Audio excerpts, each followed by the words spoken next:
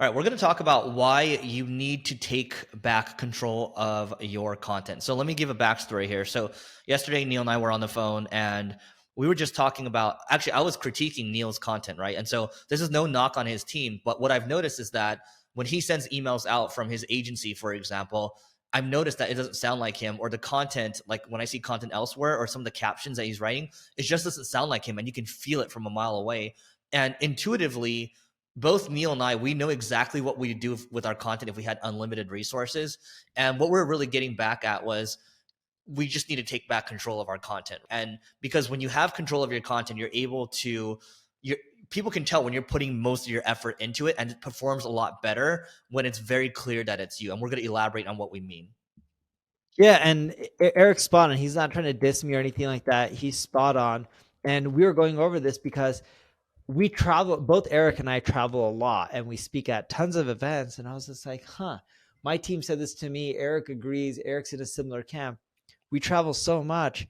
If we actually spent the time producing content, we would reach so many more people in a more efficient manner. Now, it doesn't mean that you shouldn't travel. You shouldn't do in-person events. But we were like, wait, what happens if we cut back 20% on traveling and put that energy into content? It would create a better balance, and we think there would be a much higher ROI.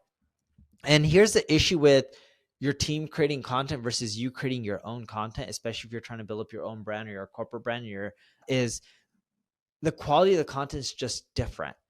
And I'm not saying that people can't do a good job. It's the authenticity that content has when it comes from yourself is very different when it comes from someone else who created it for you. Yep, 100%. Also, the more you delegate, the further you get from it. And so what I'm noticing is like some of the stuff I've really delegated out, it's become a free for all, right? And it comes down to the process again. But sometimes having more oversight over the content process and not letting go of your own marketing completely, that's important. So let me give you an example here. So a couple weeks ago, Neil and I, we recorded in person for the first time in 3-4 years or so. And the content we put out, we had a blast doing it, by the way, too. yeah, it was really fun, but it was also chill. That is the level where Neil and I were just being ourselves. We're not, you should do this, it should be like this. And it feels like we're like forcing something down your throat, right? And so what I'm saying is when we did it live like that, without much effort, I think 4 or 5 of the videos just popped off versus my normal IG reels. And we had that one Mr. Beast video. I think it's at 1.4 million views now on YouTube and still 220,000 or so on Instagram and like 70, 80,000 for shorts. So and that was not the only one. We had some other ones that performed 10x better than my other reels. And my point of saying this all is that when we took more control, when we took back control and we just had editors find the best points, and we didn't have this weird like hodgepodge of contractors, I'm really talking about myself right now, it just performs way better. And I've had to recently let go of some contractors that it was just too hard to work with them, unfortunately. Like I didn't fit within their process. And it was like, man, there's a reason why our authentic stuff performs a lot better. 1, we feel natural. 2, because we feel natural, we can tell good stories. And 3, when we have pretty decent editors that can find the right points, it just works. We're also finding too that if you're not having fun, the content just isn't the same quality. And here's what I mean by this. I used to go to a studio to record my long form YouTube videos, and my team would just provide scripts, and I would crank out 16-ish at a time. And it wasn't fun. It was miserable for me. And I was just reading from a teleprompter, even though I knew those topics, and I would ad lib quite a bit. There was put some bullet points when I was reading from the teleprompter. The rest was just ad lib, but I wasn't having fun. And when I wasn't enjoying the content, I didn't want to produce more of it. So it's not just taking it back, but if you're not creating content that you're truly passionate about and you're not enjoying doing it, change it up. Because when you do have fun, it shows in the content, and it's just so much better. Even with this podcast, believe it or not, Eric and I have been doing this for how many years now? 5 years? Close to 7. 7? Yeah. Oh, wow, that's a long time. That means I've known you well over 10 years. Yeah. And when we were doing the podcast, there was years in between that we were just cranking them out and not really thinking about it, and it was mundane. But now we're having fun. We're picking new, fresh topics. We're energized again. We're going longer. We're going shorter on some of them. We're doing really long reaction videos once a week. But we're just doing the podcast not to create content, not to generate sales, not to generate ad revenue. We're just talking about stuff him and I want to talk about and having a blast doing it.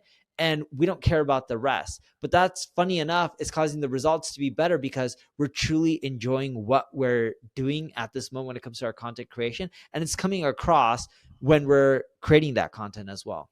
I think we're going to see more people doing it. I was actually watching a video with Layla Hormozis.